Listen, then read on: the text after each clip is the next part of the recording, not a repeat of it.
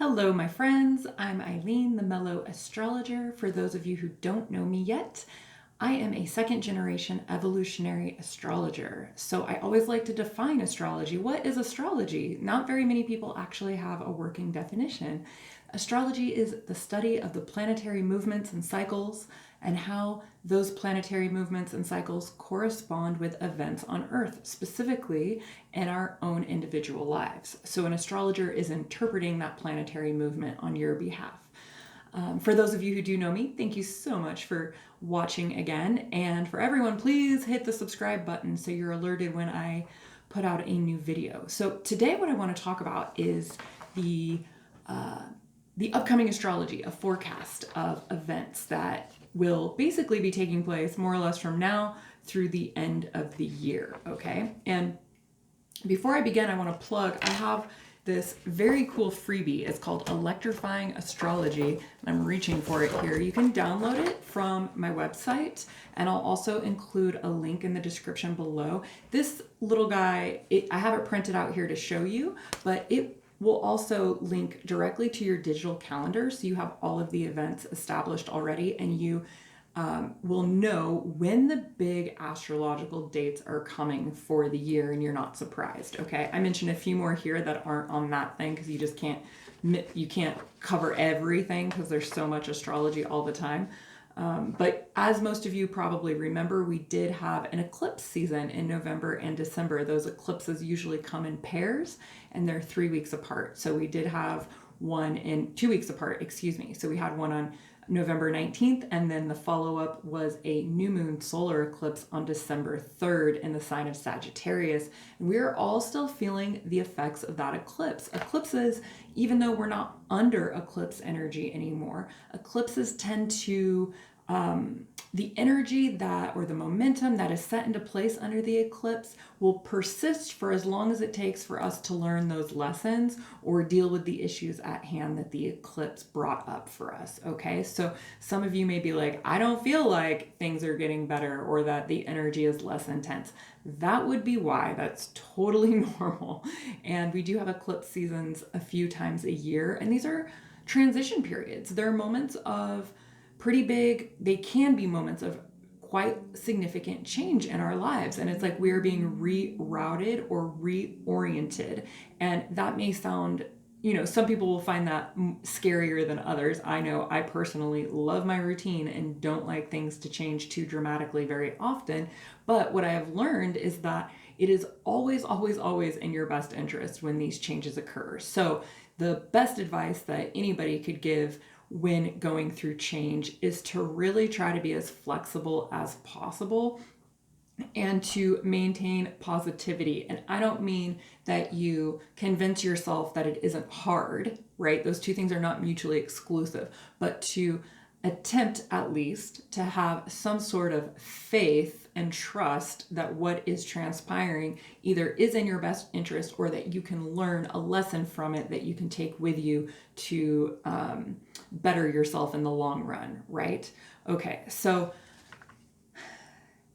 I think the most significant thing to talk about, there's a lot of stuff, but what I'm feeling myself personally the most and what my friends and clients are telling me is that this Venus retrograde energy is just so big and powerful already, okay? Now, Venus doesn't actually go retrograde until later in the month, December 19th. Now, here's the deal. We do have a full moon at 8:35 p.m. California time. All the times and dates that I'm going to give you will be for Pacific time, okay? So we have a full moon the evening of December 18th, and then very early in the morning at 2:35 a.m., so only 6 hours later, Venus turns retrograde.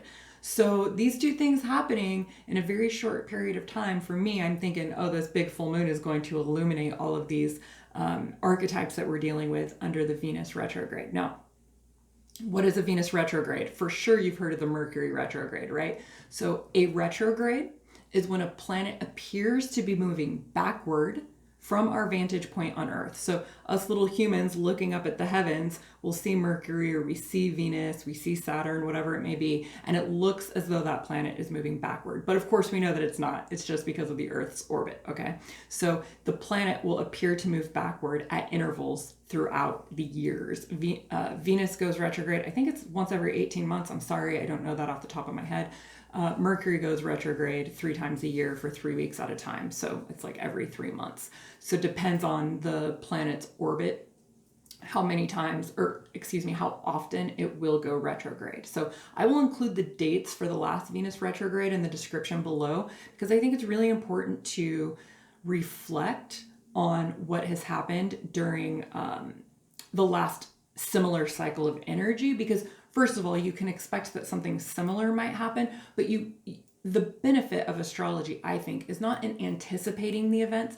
That's extremely useful to know what energies are prevailing, what energies we're under, so that we can navigate it better. I use the example of river rafting. It's nice to know what class of rapids you're going to be going down, so you can prepare accordingly and make the most of that time. But also keep in mind that the reflection is often just as useful, if not more useful, because then you're learning more about what that energy how it actually showed up for you in your life, okay?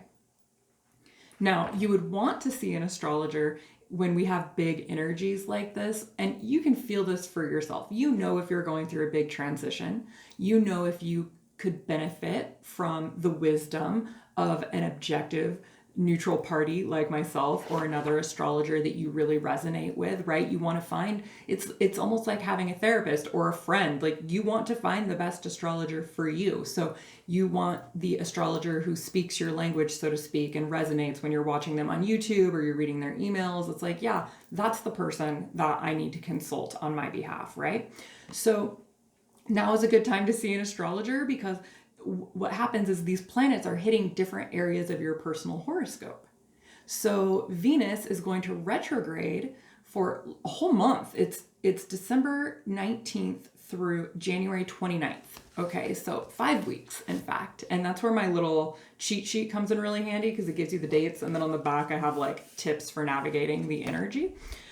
Sorry, I keep casting a shadow on myself. But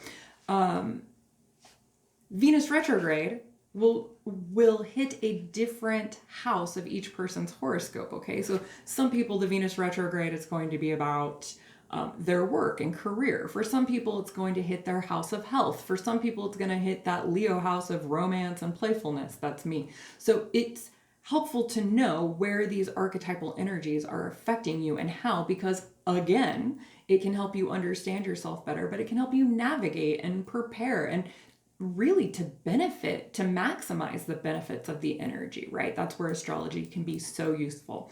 So again, we have this Venus retrograde coming up.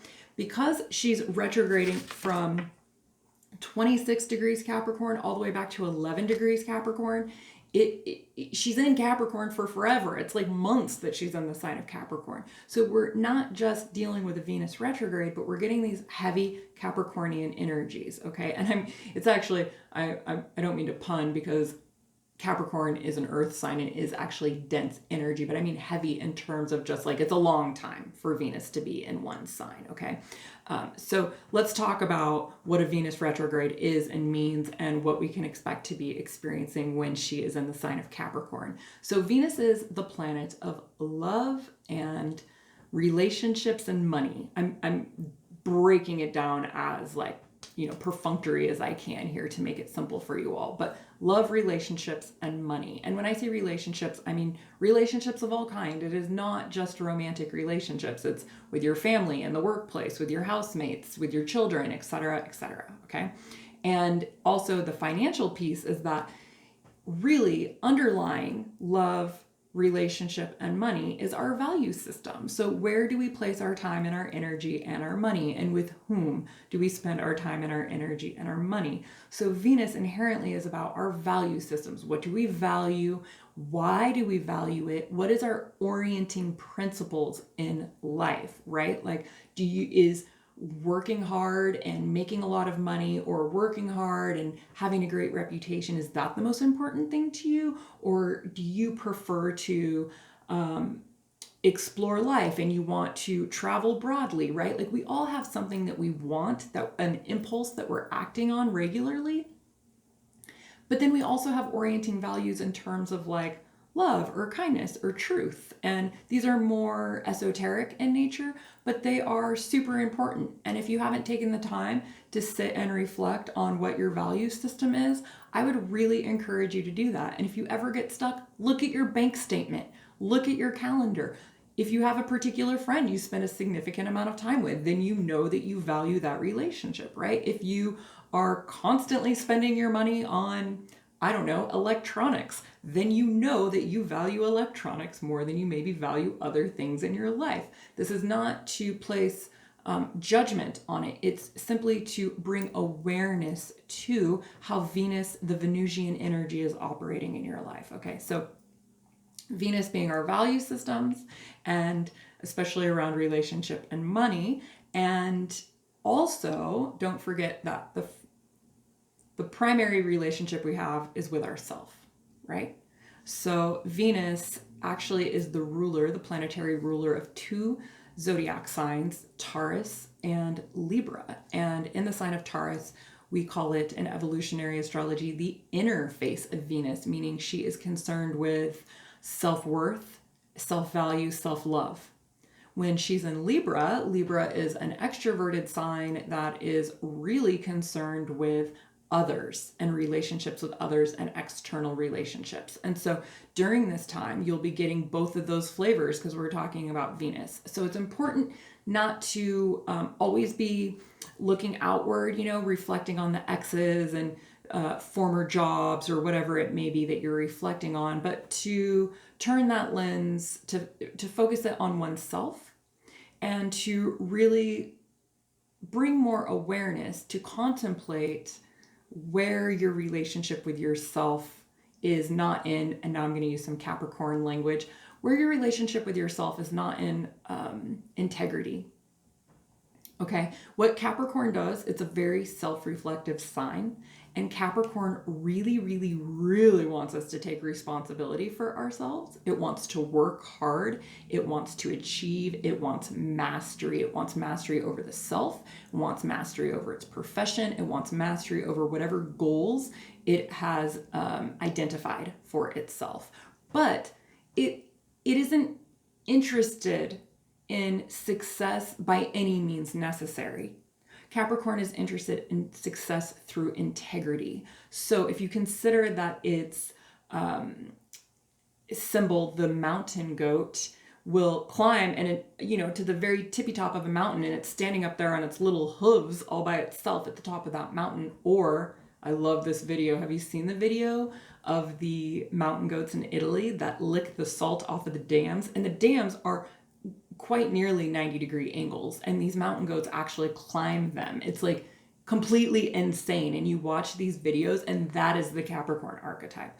Capricorns do the impossible. We do what, I'm a Capricorn, we do what other people dream about doing. And we do it because we set a goal and we very methodically work toward that goal, one little hoof at a time. We are not sprinting to the top of the mountain the way an Aries would do. Okay, we are very methodically working hard, which means that if you knock us down, we're not going to fall so far because we're building a foundation to get to the top. We aren't skipping steps. We have solid foundation. So Venus retrograde in Capricorn right now is asking us, where are we out of integrity, or where are we not taking responsibility in these core themes of our relationship with ourselves, our relationship with others, and our financial situation. Okay, again, I am breaking this down. I am just getting to the heart of the matter. All the zodiac signs and each of the planets represents literally hundreds of different archetypes of the human experience, because we are experiencing so many different things every day in our lives, right? And there's like 12 planetary bodies that are representative of this, and then the 12 zodiac signs that represent this. And I just lost my train of thought. So I guess what I'm trying to say is that I'm being almost crude about breaking down these archetypal influences for you so that you can just walk away with the most important, like the heart of the matter, so to speak. Okay, so what's really important to know about the Venus retrograde is that we are constantly thinking about our exes during this time. It's almost like a Mercury retrograde in this way, because especially in the sign of Capricorn, it brings the reflection. So the retrograde periods were, my mom says, my mom who trained me, she's a master astrologer, she always says it's all the RE words: redoing, reevaluating, rethinking, reconsidering, right? That's what the retrograde periods bring. And so we are right now with Venus, love and relationships, we are reflecting on love and relationships. My advice is that you do not do anything concerning love and relationships under a Venus retrograde. Okay, I'm exaggerating. You can do stuff. Of course you can do stuff. But you don't want to, say, reach out to the dude that you broke up with a year ago who you've been pining over, because you are going to be thinking about him all the time. Or if you're like me, you're going to run into one ex while you're dancing. You're going to run into another guy at the gym. You're going to be thinking about the one guy, and you're going to have the other guy showing up constantly in your Instagram feed. That literally just happened to me in the last just few days. Okay, so it's like every guy that I've had any interaction with in the last year, every day this week I've had something. Okay, so if I were to act on any of those impulses, it's because I would be acting under this Venus retrograde energy, which is not meant for action. Okay, anytime we have a retrograde period, we should be reevaluating, reconsidering, redoing, not acting. It's a time to consider and to reflect so that when Venus goes direct, we are clear about what our values are, where our integrity lies, where our responsibility lies. And then you go out and you call the dude, or not, because it's probably not the best thing anyway. You're just romanticizing, idealizing, pining, or being nostalgic. Capricorn loves it some nostalgia, my friends, okay? It loves to look backward. Loves to look backward. Why? Not because it's licking the wound. It for sure can be an Eeyore Capricorn energy, but because Capricorn is the sign of learning through the past. So it looks backward so that it knows how to move forward. And far too often we are just moving, just going, doing, sending off that message. Oh, electronics are the devil, are they not? How many times have you said or done something with an electronic that you would never have said or done in person? Recently, even. Okay, so this is a thing. We all know it's a thing. Capricorn helps us to not repeat those mistakes. Okay, so don't repeat your mistakes right now. Be clear about what your value system is, my friend. If you are thinking about, I don't know, going to Christmas at the family member's house who always manages to make you feel terrible, maybe reevaluate that. Why are you going to that family member's house? What is it that drives you to put yourself in a negative situation over and over and over again, right? To be clear about that. And then, because I'm always bringing in the spiritual component, let's take it to the next level. Okay, the next level aspect of all of this is forget Venus and the relationship with the self. What's your relationship to God? What does that mean to you? We're in Sag season. So if you're reading my emails, and if you're not, you should be. Sign up for one of my freebies and you'll be on my mailing list. I've been talking about the archetypes. I call them the spiritual keynotes. The spiritual keynotes of the Sagittarius energy, which is truth, freedom. Geez, I can't think of the other one off the top of my head. Faith. Okay, these are the three kind of, like, as I was saying, I kind of like to break it down into like the most fundamental core components. Truth, freedom, and faith. Those are the purest, most beautiful expressions of the Sagittarius energy, right? So you want to look at each one of those words and look at the flip side. So truth, lies. Faith, lack of faith. What's the word for lack of faith? I don't know. Despair, maybe. Yeah, freedom, feeling trapped or imprisoned, right? That's not really something we think about with Sag energy, but really Sag needs its freedom. And so if it feels cloistered in any way, it's going to want to break free. As I quoted Freddie Mercury in a recent email, I want to break free, right? Want to break free. But consider that the Venus retrograde begins at the tail end of the Sag season. So it will be mostly during Capricorn season. So it'll be like double the dose of the Capricorn energy. But the Sag season starting out, I was talking about God. So faith, freedom. If you think about freedom in terms of liberation, right? Liberation of the self, liberation from the ego. So where do you lack faith in your life? Where aren't you truthful? Where do you need more freedom? And I don't just mean that job is sucking the life out of you. You must break free from it.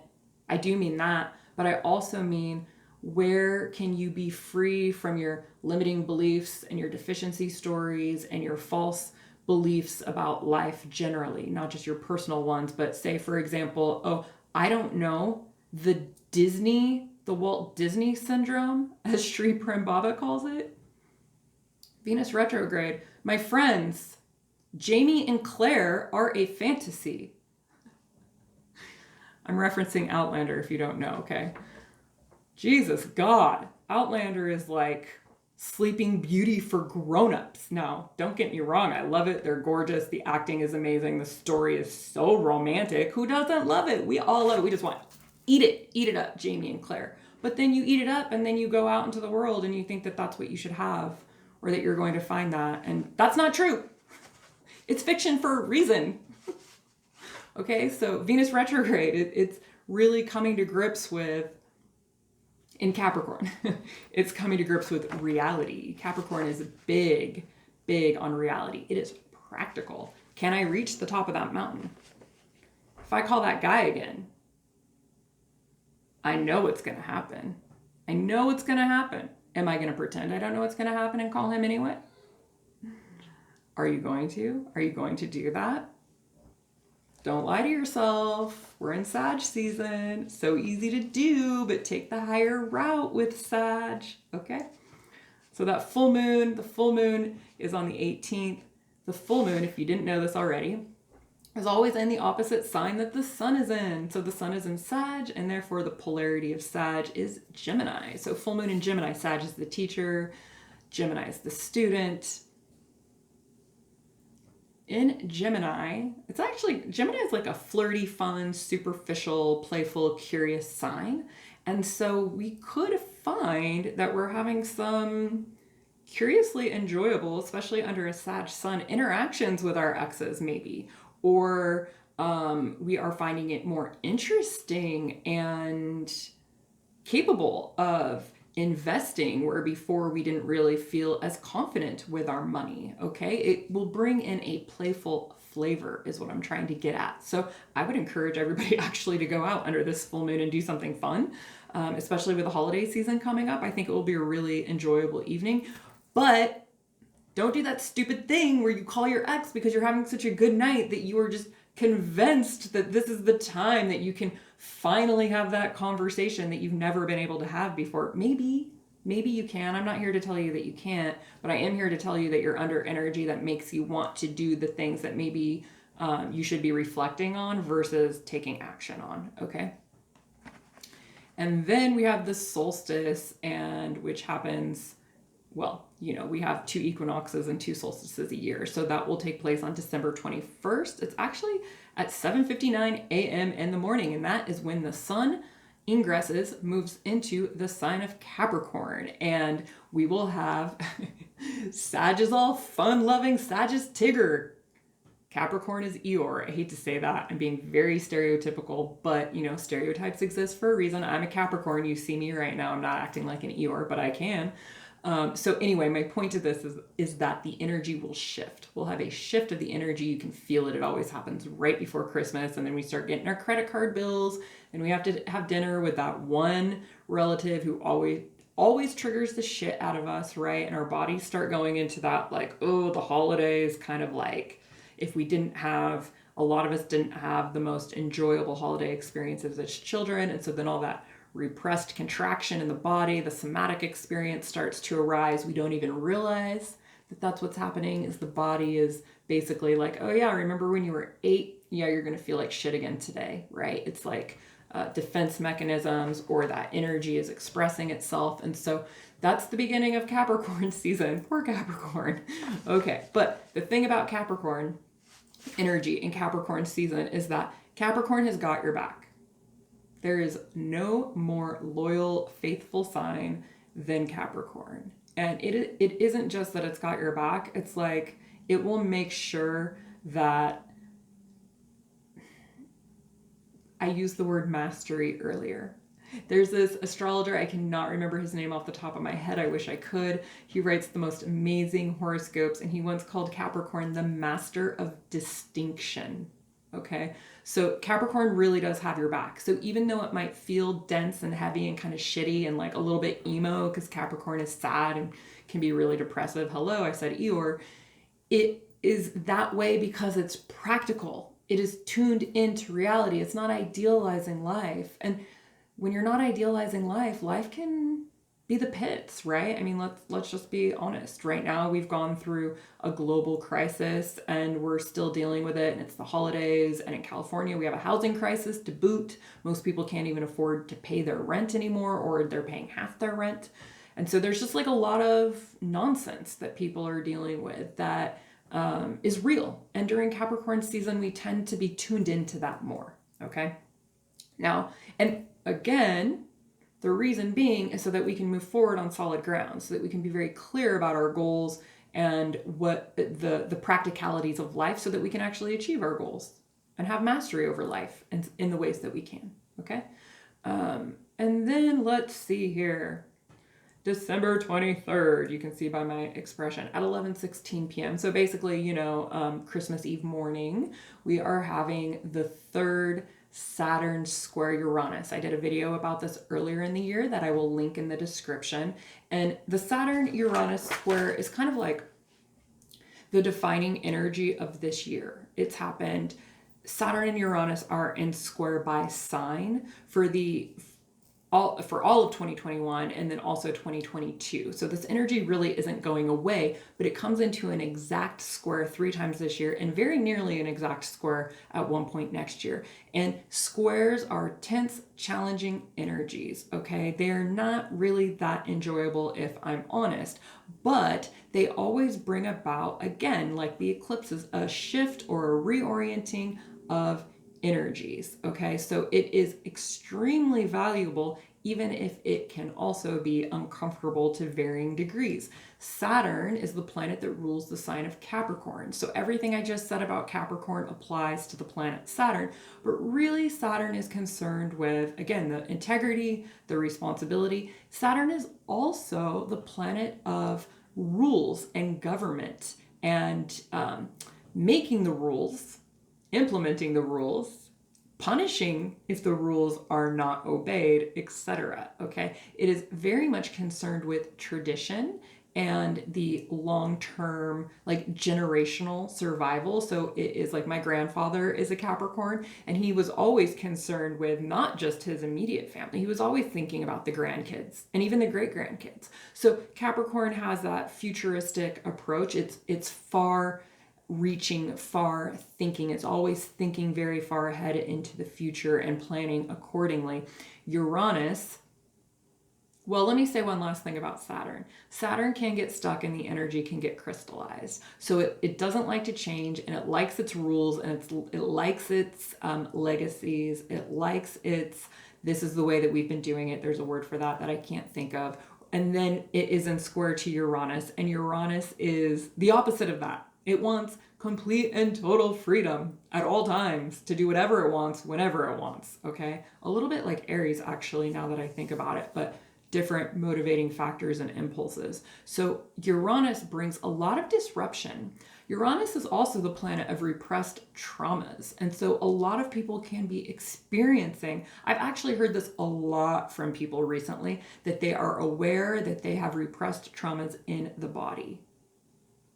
This is part of this Uranus-Saturn square, because what happens is that Saturn crystallizes and then Uranus comes in and breaks it up. It shatters it, or maybe even a better way of saying it is that it is, Uranus is the archetype of electricity, so it can have that zzz, zzz, like that electrical impulse. It's very shocking, but it also is very much about this, like, shocks you into epiphanies and to an awakening moments. Okay, so this entire year, and then again on this date, we are going to be feeling these energies really strongly, where anything that's crystallized in our life could just have a shattering or a jolt, okay, because it needs to shift. Unfortunately, this is coming at the holiday, so my guess is it's going to be around relationship and family, because we are also experiencing this Venus retrograde. So my friends, this is a lot. I don't want to keep going. We're already at 30 minutes here, but suffice to say, you can break this all down into shit is intense. I keep using this word, intense, intense, intense. It is intense. Take it easy on yourself. Okay, the Virgo archetype is mind, body, spirit. We need to be taking care of our minds, our bodies, and our spirits during this time. Reconnect with God as best you can. I use the word God. Use whatever word you want. Spirit, divine, doesn't matter. Reconnect with yourself during this time under this Venus retrograde. Drink a lot of water. Exercise. Do some yoga. Meditate. All of the things. It's really important when we have so much intense energy that we take the time to be still and to be quiet and to allow the changes to integrate into our systems. It's not a time to just keep moving, which is what we want to do, especially Americans. Okay? Take time every day, every week to sit quietly, even if it's 1 minute, okay? To just let the system rest. I love you all so much. Thank you for joining me. Don't forget I have freebies that I think you'll love. So check them out on my website.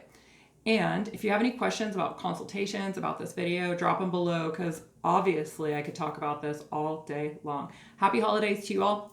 I love you. I'll see you soon. Ciao, ciao.